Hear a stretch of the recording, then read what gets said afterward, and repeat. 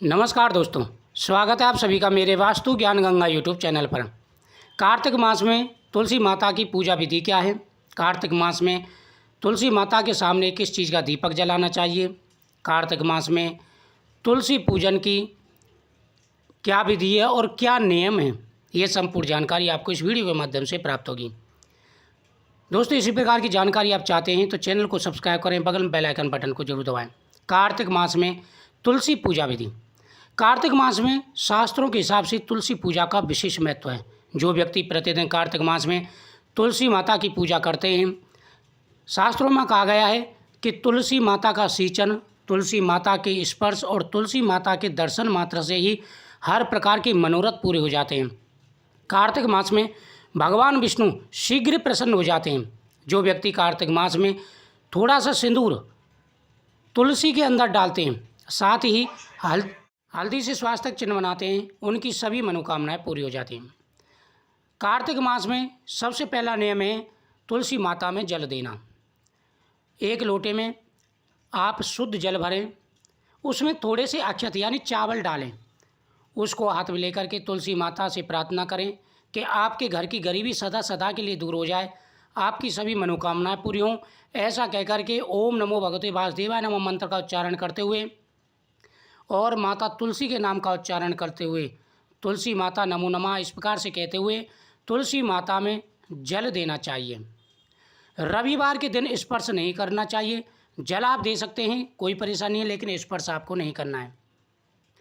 इस प्रकार से प्रतिदिन तुलसी माता का पूजन करना चाहिए।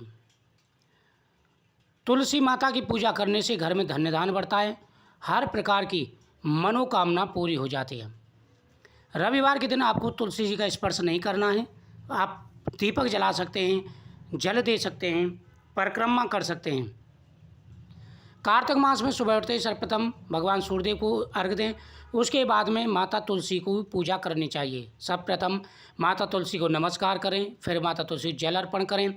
उसके बाद में थोड़े से चावल, रोली और हल्दी तुलसी माता को अर्पण करें। उसके बाद में तुलसी माता के सामने दीपक जलाना चाहिए। दीपक आप शुद्ध घी का या तिल के तेल का जला सकते हैं। शास्त्रों में कहा गया है कि जो व्यक्ति कार्तिक मास में तुलसी के सामने दीपदान करते हैं, उनकी काया सुंदर रहती है, उनके मनोरथ पूरे हो जाते हैं, घर में माता लक्ष्मी का वास होता है और भरपूर धन आता है। इस प्रकार से आपको प्रतिदिन तुलसी माता के सामने दीपदान जरूर करना चाहिए।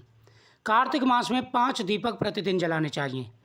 भगवान विष्णु के सामने, तुलसी माता के सामने, गौशाला में, भगवान शिव के सामने, घर के मंदिर में और मेन दरवाजे पर। तुलसी माता को प्रतिदिन एक फल जरूर अर्पण करना चाहिए। ये इसका विशेष महत्व होता है। और फिर तुलसी के पत्ते तोड़ करके भगवान विष्णु को अर्पण करने चाहिए। कार्तिक मास में भगवान विष्णु को भोग लगाते समय तुलसी पत्र जरूर डालना चाहिए। बिना तुलसी के भगवान का भोग नहीं लगाया जाता। इस बात का भी विशेष रूप से आपको ध्यान रखना चाहिए। कार्तिक मास में प्रतिदिन माता तुलसी की इस प्रकार से पूजा करने से घर में धन बढ़ता है। कार्तिक मास में तुलसी में आपको एक पीली कौड़ी भी रख देनी चाहिए।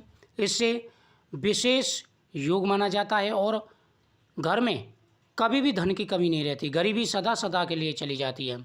जब कार्तिक मास समाप्त हो जाए तो वह पीली कौड़ी उठा करके आप अपनी तिजोरी में रख लें। जो प्रसाद का आपने भोग लगाया है माता तुलसी को, जो माता तुलसी के सामने आपने फल अर्पण किया है, उसे आप प्रसाद के रूप में ग्रहण भी कर सकते हैं या आप किसी को प्रसाद के रूप में उसे दे भी सकते हैं।